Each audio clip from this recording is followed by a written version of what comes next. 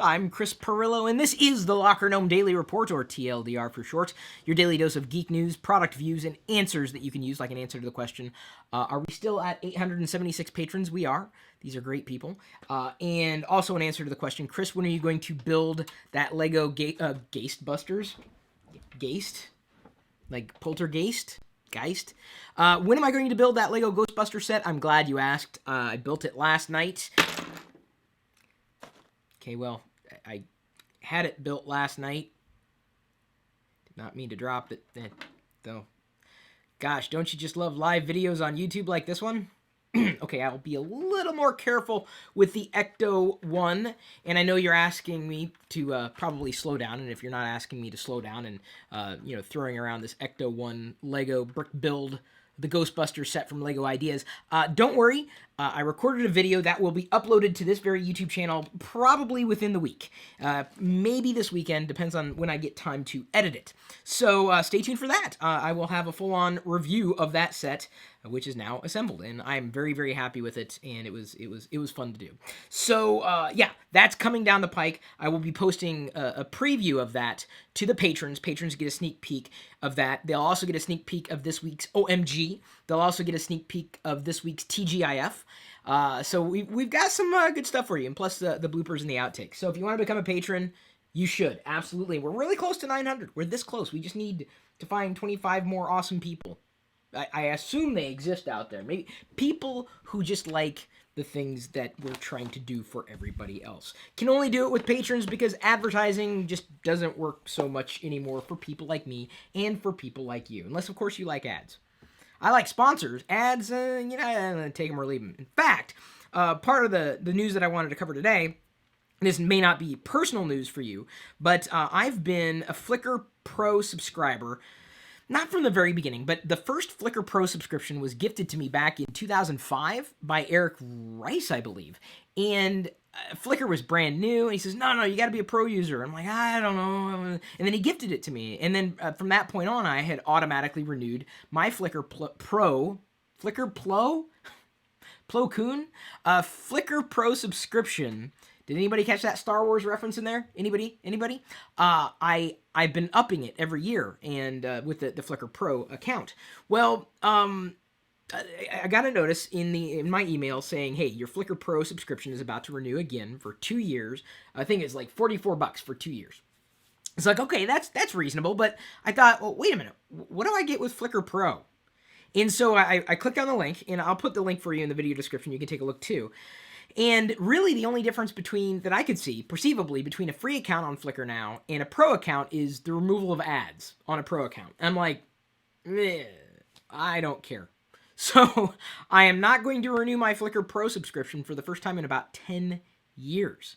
I still use Flickr. I'm probably about the only one out there in this community who still does.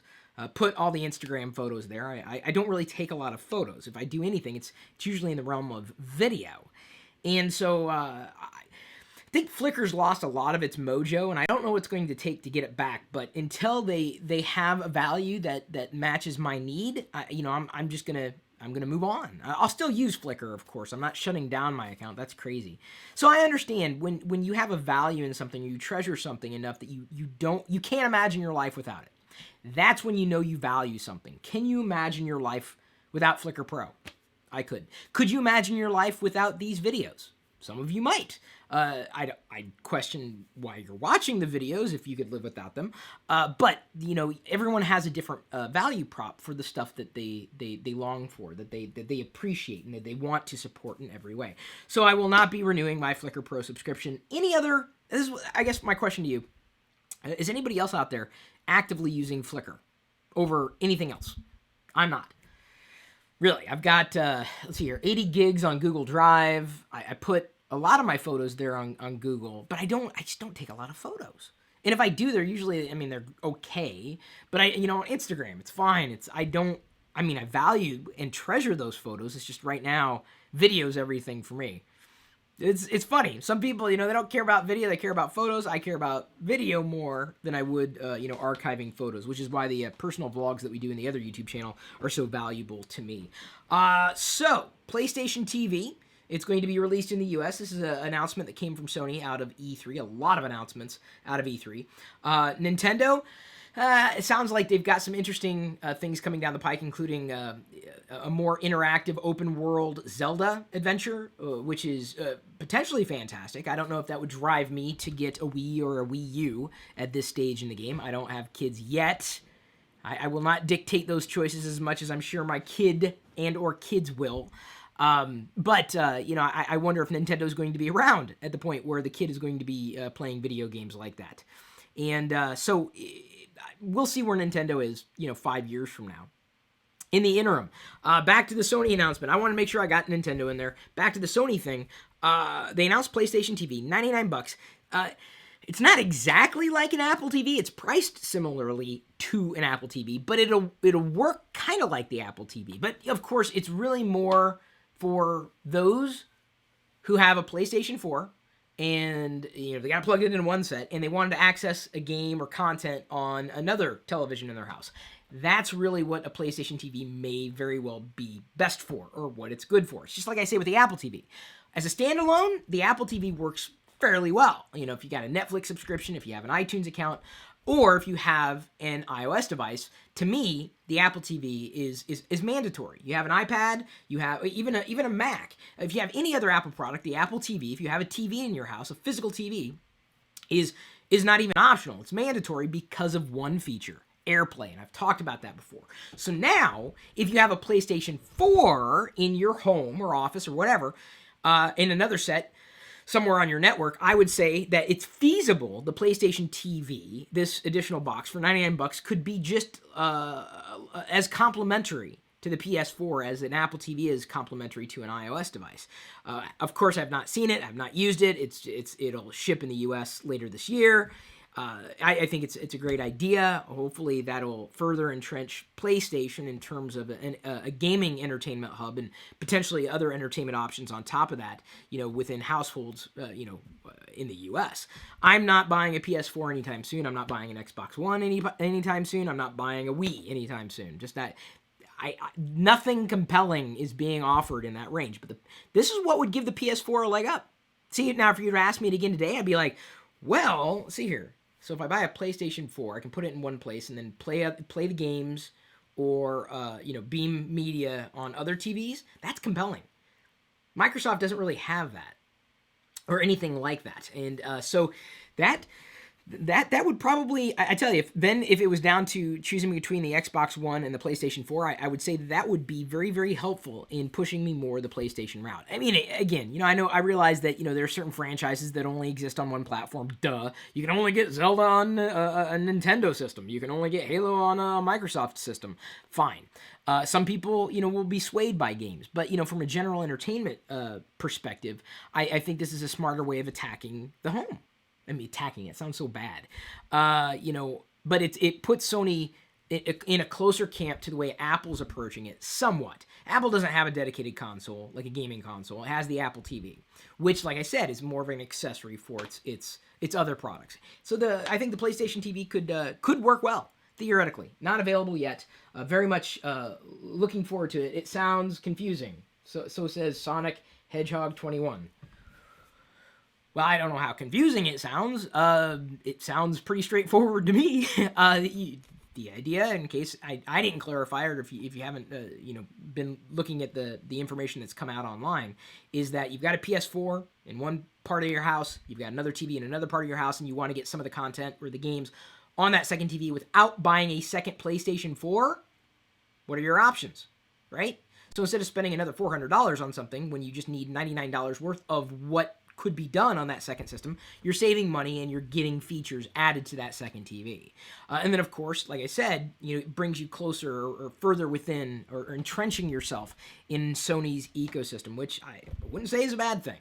That's exactly what Sony would do or should do. And now I expect Microsoft to come out with some kind of announcement saying, we're planning a micro Xbox to be plugged into your TV.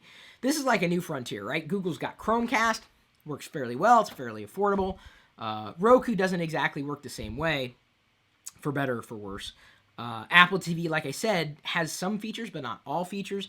Each one of these things, to me, has a different killer feature.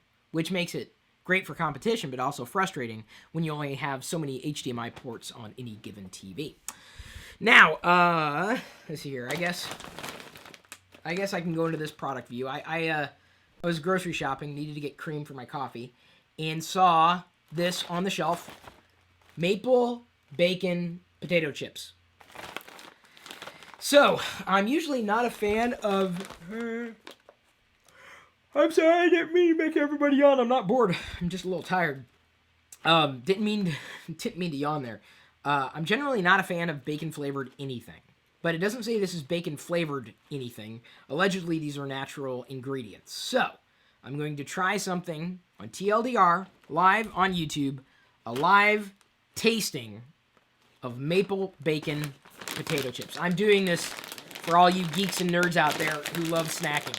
And if you like the idea, well, you know, I could do this again with another product. And I realize there's a little notch there that I can rip into. All right, let's see here. Let me smell the snackmosphere. That's the air that's at the top of a, you know, bag. Snackmosphere. Has essence of bacon floating around in there, some bacon particles. All right. I know this is not the kind of microchip that you'd care for me to cover on a regular basis. Not exactly micro. These are kind of big. There, it's golden. It's like a doubloon. It's not even it's a doubloon. A potato doubloon. Why don't they, you know, invent potato doubloons? Really. Potato chips. They sound so, well, appealing, appetizing. Okay, here's the smell of an actual chip. Smells kind of like barbecue. I don't like barbecue.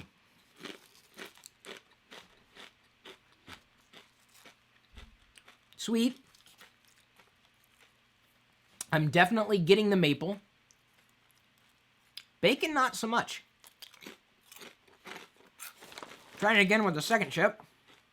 See, because it's like a stack of pancakes with the side of bacon. I'm just not getting the bacon. Maybe there's just supposed to be a hint of bacon. I smell the bacon. I don't taste the bacon. Color me disappointed. Because the most exciting thing about this for me was the bacon.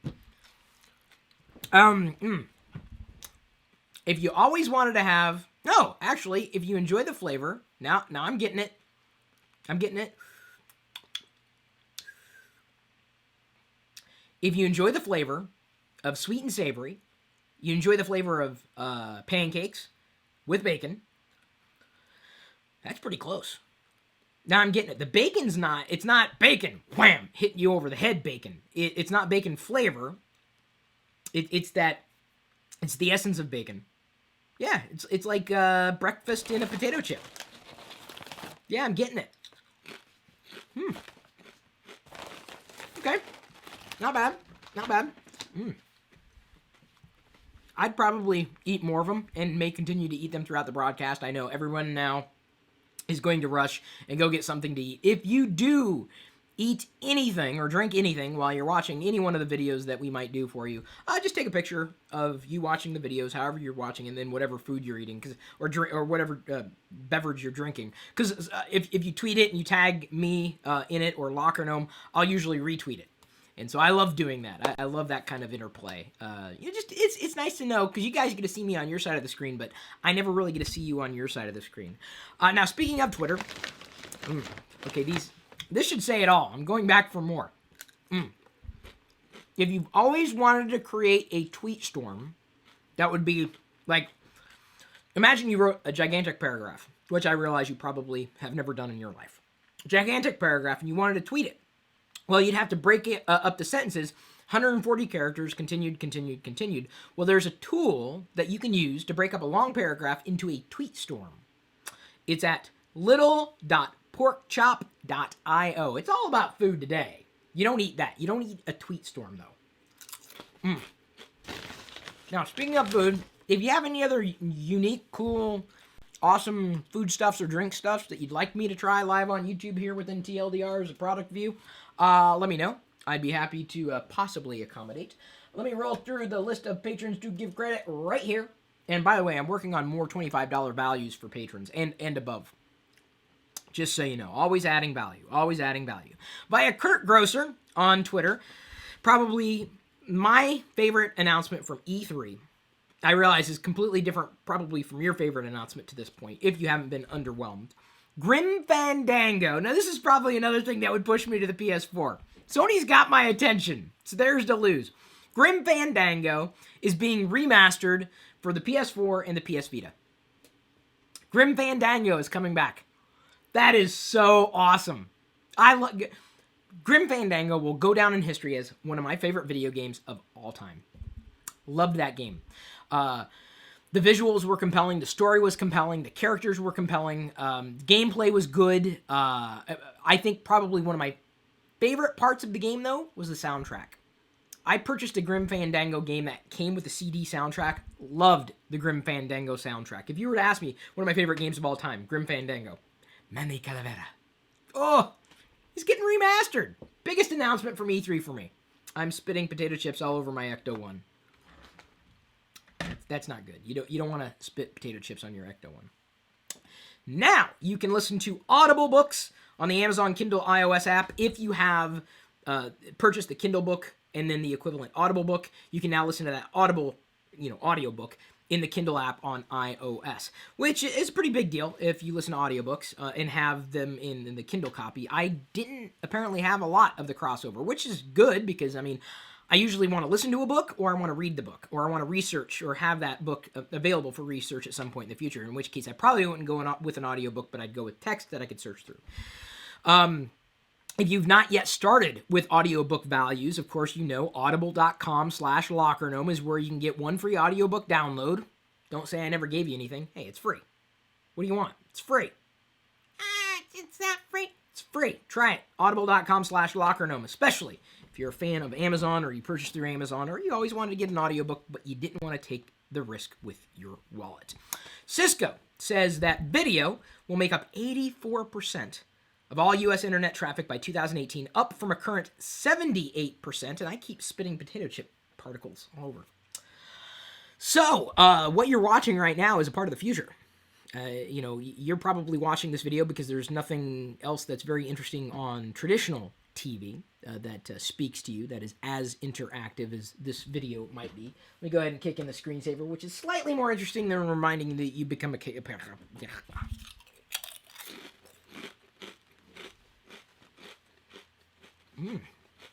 The more I eat these, the more I like them.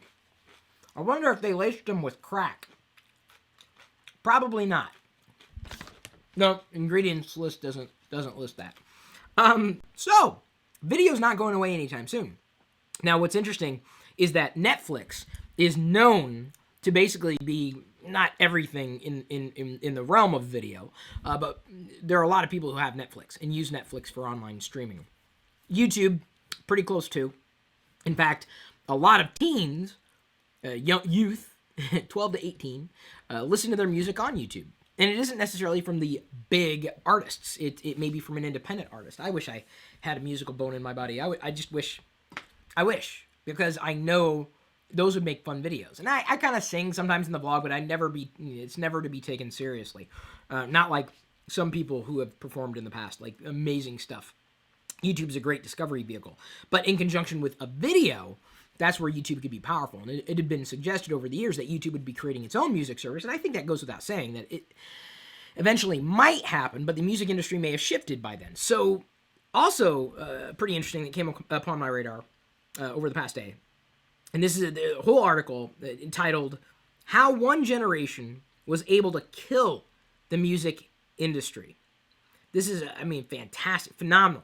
You want to talk about disruption. Now, I've talked about how I've had to change my approach to creating things for you on a regular basis. Instead of relying on ads, which used to work pretty well, I can rely on them, but I'd rather rely on patrons because the content value is the same.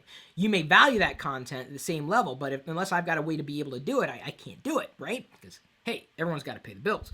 So, quote, for the first time, record sales, sales of albums, aren't enough to... God dang it. Are you guys seeing me spitting potato chips everywhere? Let me try the quote again. For the first time, record sales aren't enough to make an artist's career.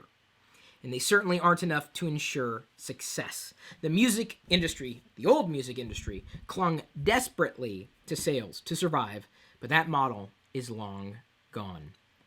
I've been a supporter of subscription models ever since I could subscribe to a music service through Rhapsody. Use Spotify, Pandora, but there's just so much to listen to, just like there's so much to watch. And you know, we're hearing this about the music industry. I mean, direct quotes in how it's just toppled, you know, these franchises. The same thing's going to happen with your favorite content, and you're going to be attracted to people not exactly like me, but personality-based stuff. You know, to be able to support the artists that you care about, not just, you know, every artist out there supporting the big artists in order to also support the little artists on the label. So it's very interesting where every particular bit of the media industry is, from online publishing to traditional publishing, content production. It's one big bowl of disruption, and people they've got to, these business models have to evolve or they're going to go away.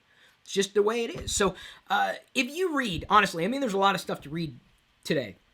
But if you read just one article today, I think that would be it. I thought it was very well done.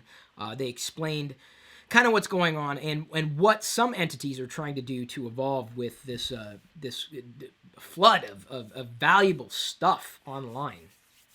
I'm not saying that this video is valuable. I'm saying that that article, which I did not write, is valuable. Google has made yet another acquisition. This is actually a cool acquisition. Skybox. And Skybox is a satellite technology that records HD video from space. And Google's acquired it for a couple of reasons. One, higher definition photos for, you know, Google Maps likely, as well as for internet access. Should something, say, a flood happen or a tsunami or a volcano or like disaster happen somewhere, part of the struggle today with these things happening, we might know that you know, something bad happened, but the communications infrastructure has also been disrupted. And Google could very well step in and solve that problem by providing internet access at a time in a specific area to people who have been disrupted by a natural disaster. So it sounds a little altruistic, but I think it's a great reason to acquire this type of technology. Take a look at the video from Skybox. They posted it to their YouTube account. I don't know how long it'll be up there, at least for now, but it shows you the resolution that they get. Like, it's almost like a live video from outer space, like HD, like Google Maps type of video live. It's stellar. I mean, okay, let me try something not sound so punny.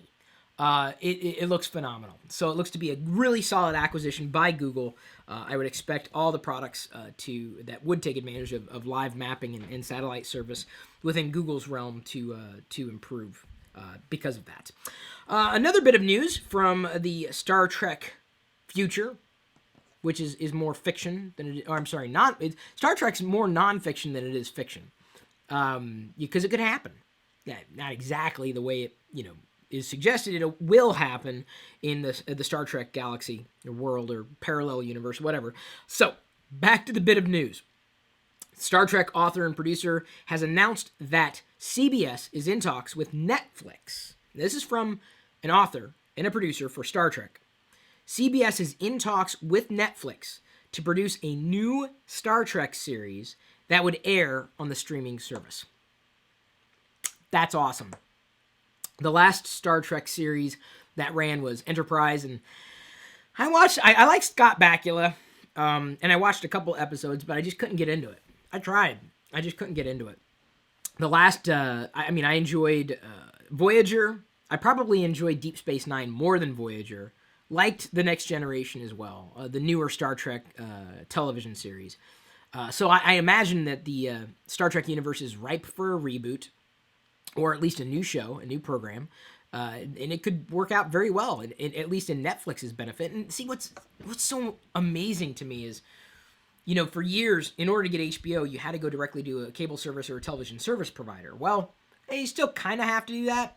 They're moving past that point in bits and pieces and stages, you know, releasing some of their content to Amazon. You don't need an HBO subscription to get HBO content. HBO is working more like Netflix. And Netflix, if it continues to acquire or build these deals for content that's valuable for Netflix subscribers, I think it's huge.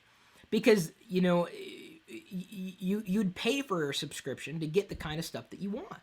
I already have a Netflix subscription. It really doesn't cost that much a month, and just knowing that it's there for me to be able to tune in at any given point, it's awesome. Hulu Plus the same way. In fact, huluplus.com/Chris, you can get a 2-week free trial. As I was building the Ecto One yesterday, I watched, or at least listened to, the Ghostbusters movie on Hulu Plus. I streamed it from Hulu Plus. And it worked out very well. It's just easy. Click, boom, done. Convenient. And I think that's really what what is the best position for anybody to be in, is that matter of convenience. And I think people are willing to pay for convenience if it comes to them in a way that they can't get it anywhere else, and they value it, they treasure it, they don't want it to go away. So, for example, if Netflix came out and said, we'll do a new Star Trek series, but you're going to have to pay $1 more a month. I said, all right, here's $1. Yeah, I'd be down. I'd pay for that. Well, assuming that I liked what the new Star Trek series was. Let's face it, I can't just give them, write a blank check, say, yeah, go for it. I want to know, right, with media production. So, just so you know, new Star Trek may very well be coming out. Link with more information, video description.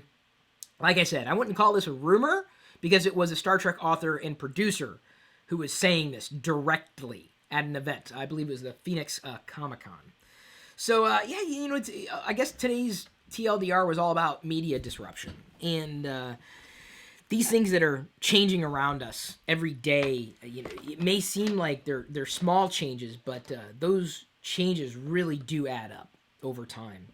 And, businesses that you think are never going to go away may very well go away. They have to adapt, or they're just going to die. I didn't realize as I was assembling these articles for in the notes, the notes that I have. Oh, sorry, my screen's really bright. These notes, patrons are able to see what I'm about to talk about in the TLDR. You have access to that document to be able to scan it ahead of time.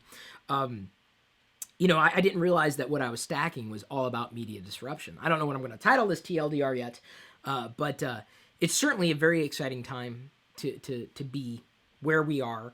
I'm still trying to find my place in this, producing more content. The OMG this week, I don't think I mentioned the title, is going to be How to Win at Comments, or Commenting.